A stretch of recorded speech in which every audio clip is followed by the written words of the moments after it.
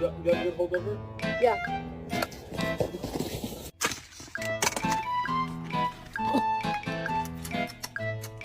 Why is it spicy?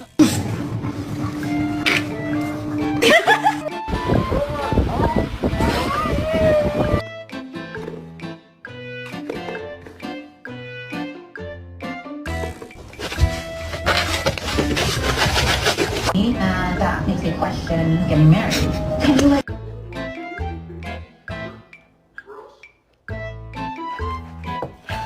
Rubes, did you eat this?